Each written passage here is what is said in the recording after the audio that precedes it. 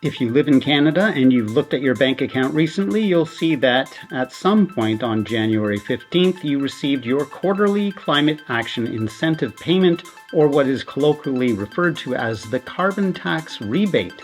Will the rebates be enough to cover what most Canadian households pay out in carbon tax over the course of the year? That's what I'll be examining today on Green Neighbour.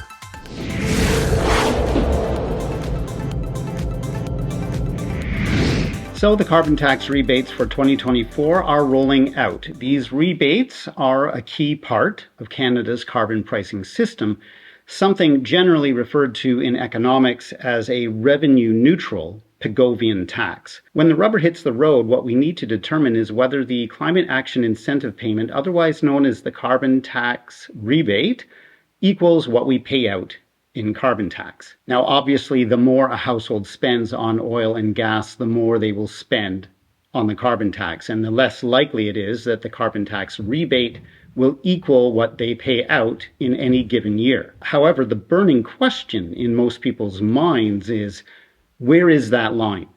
How much oil and gas can a Canadian household consume before they cross the point where they will be spending more on carbon tax than they will be receiving back in the rebate? So let's look at some numbers and do a little math. To do this analysis, I'm going to attempt to model a range of 3 different middle-income Canadian households.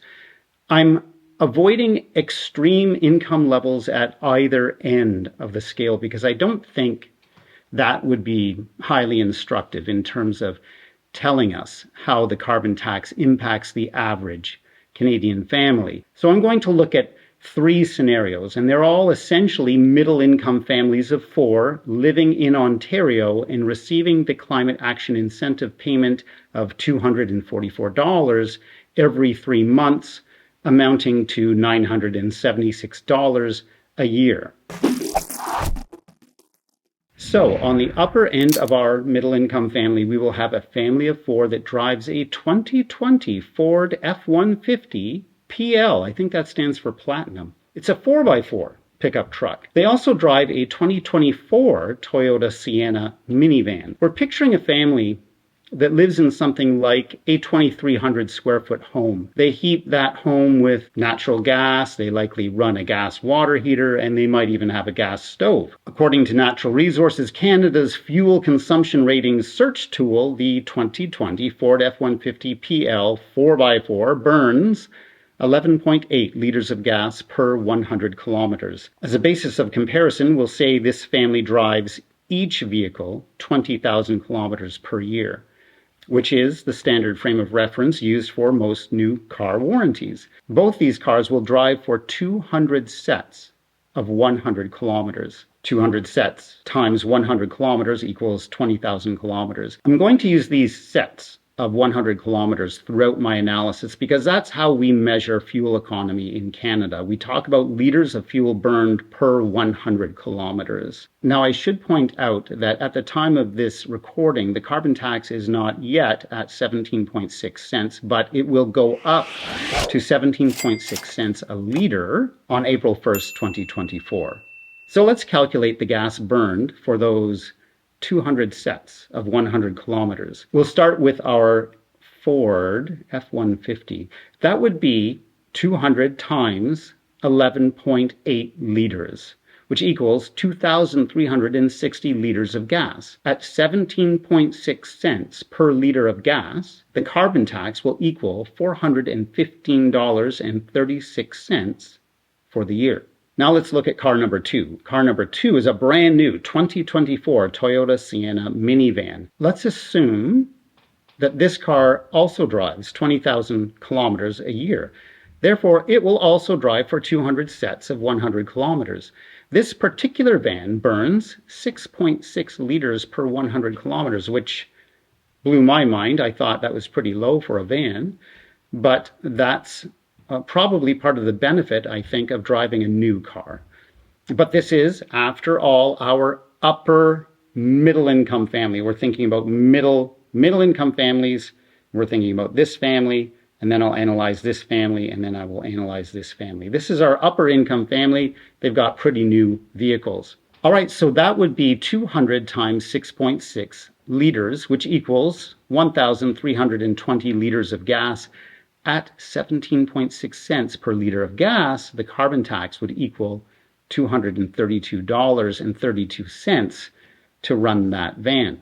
All right, so to drive these two large but not necessarily gas-guzzling vehicles, 20,000 kilometers each, a combined total of 40,000 kilometers over the course of a year, we would pay out $415.36 on carbon tax to drive the Ford F-150 4x4, and $232.32 on carbon tax to drive the Toyota Sienna minivan. That's a total of $647.68. That's not quite the total rebate of $976 a year, but we have not yet calculated the tax on natural gas for things like a furnace, a water heater, or a stove. Now, I would have loved to perform this analysis based on various home sizes and various appliances, for example, different stoves, furnaces, and water heaters, but it is extremely difficult to find that kind of data. So I'm going to base this estimate on two things. One is the average amount of natural gas that Canadian households use per month, which I'm taking from two sources. One is the Canadian Taxpayers Federation, and the second is shrinkthatfootprint.com. The second thing I'm using is the carbon tax per gigajoule of natural gas, which I'm taking from Transgas. Now, according to Transgas, on April 1st, 2024, the carbon tax will become $152.50 per million cubic liters, or approximately $4 per gigajoule.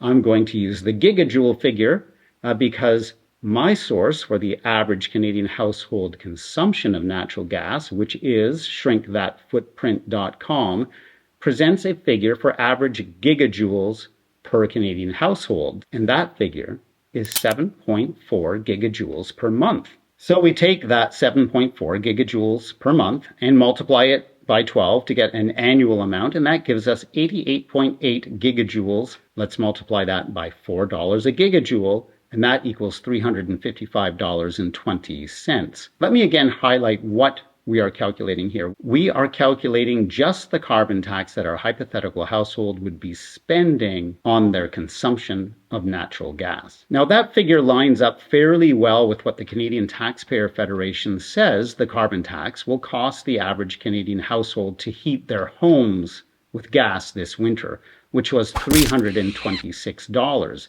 So I'm fairly content with the result of my calculations on this front. There is also the little matter of my attempt to estimate consumption amounts for three different types of households: an upper middle income household, a middle income household, and a lower middle income household.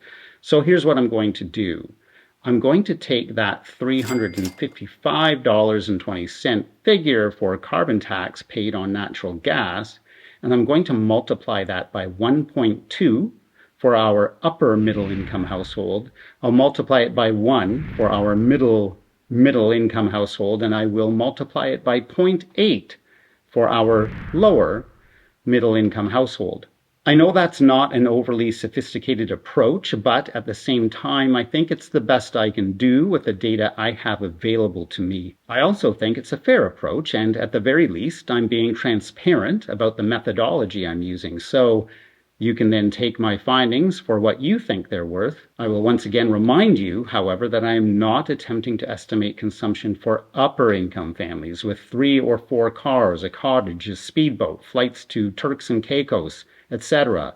Nor am I attempting to estimate consumption for lower income families. I mean, truly lower income families that might not even own a car. Rather, I'm trying to estimate a range of upper, middle, and lower middle income families.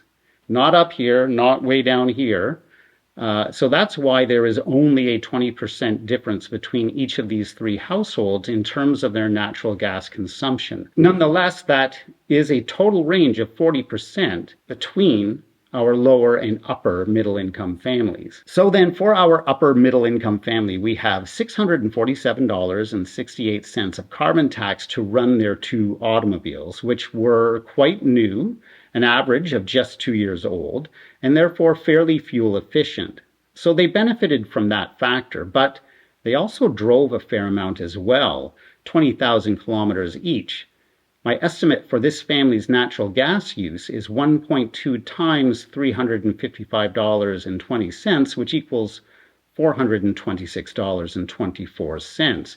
Add these two amounts together and we get $1,073.82, which is $97.82 more than the $976 that this family would receive from their carbon tax rebate in the province of Ontario over the course of 2024. All right, so this family is losing on the carbon tax, but they are losing slightly less than $100. Now let's take a look at our middle income family. In the middle range of our middle income families, we will have a family of 4 that drives a 2021 Hyundai Santa Fe hybrid and a 2016 Toyota Corolla. We're thinking of a family perhaps living in a 1,847 square foot home because that is apparently the average home size for Canadian families. They heat their home with natural gas. They would likely heat their water with natural gas, but they would likely use an electric stove. According to Natural Resources Canada's fuel consumption rating search tool, the 2021 Hyundai Santa Fe hybrid burns 7.4 liters of gas per 100 kilometers.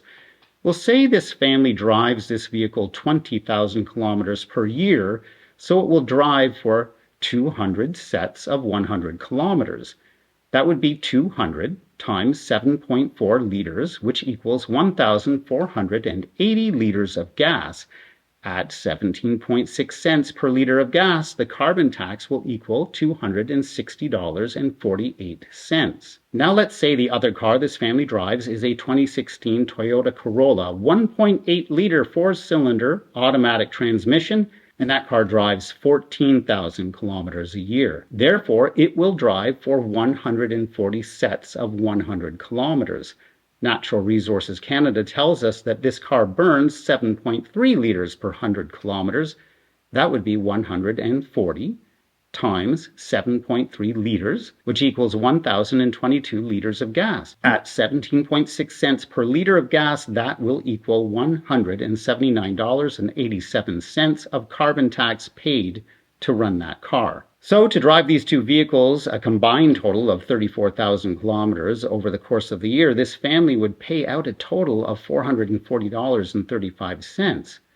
We will add on our carbon tax for their natural gas consumption, which would be $355.20 times 1, because this is our middle income family. So they are perfectly average in terms of their natural gas consumption. That gives us a grand total of $795.55, which is $180.45 less than the $976 carbon tax rebate this family would receive in Ontario over the course of 2024. So this family would be ahead of the game in terms of the carbon tax.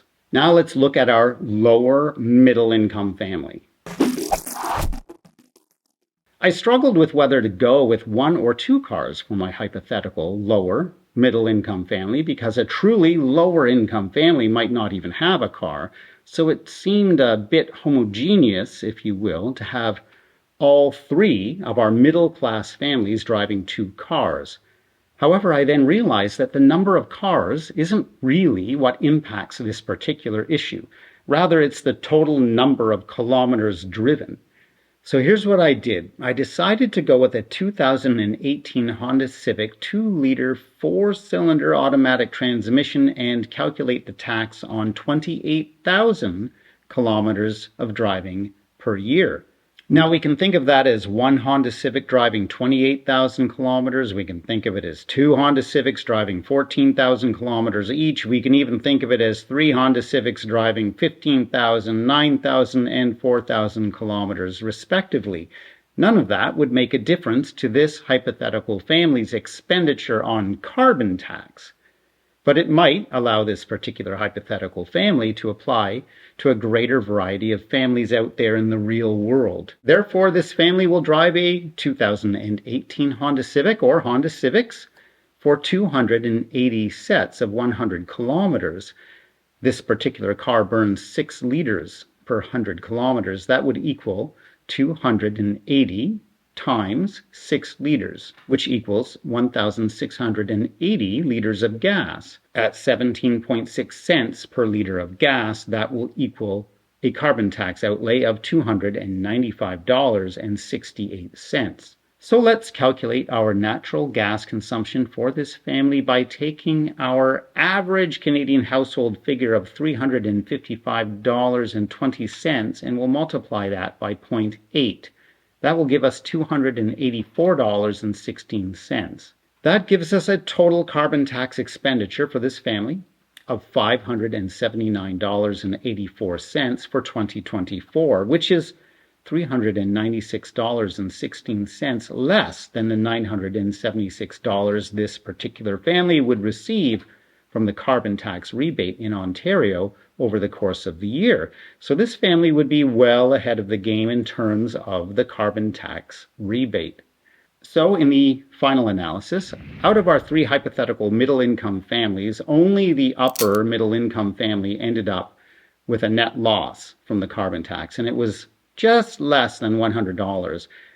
In order to get there, that family had to drive 2 large vehicles, a Ford F-150 4x4 pickup truck and a Toyota Sienna minivan, for a total of 40,000 kilometers a year, and then also burn 20% more natural gas than the average Canadian family in order to exceed what they would receive back from the carbon tax rebate. Now, I will repeat the fact because it is important to note that this hypothetical upper middle income family did benefit from the superior fuel mileage of their fairly new automobiles, but they drove pure gas cars and they drove them a lot. So then which one of these 3 middle income families do you think would most accurately represent your family? Might your family be above any of the 3 hypothetical families I used in this analysis, or might it be somewhere below? Let me know in the comments, and of course, let me know if you think I committed some sort of grave error in my assumptions or my calculations. Thanks for sticking with this video to the end. I know it wasn't the most exciting of videos to watch, and it wasn't particularly exciting to make either, but I think this is an important topic that all Canadians need to understand. You're a trooper. Now go and have yourself a super day, and I will see you in the next one. If you'd like to understand the logic behind a revenue-neutral Pigovian tax where taxes are essentially collected and then given right back, you could take a look at this short video right here. If you'd like to delve into the more complicated matter of how to determine the appropriate amount of tax to apply toward a negative externality, you could look at this video here.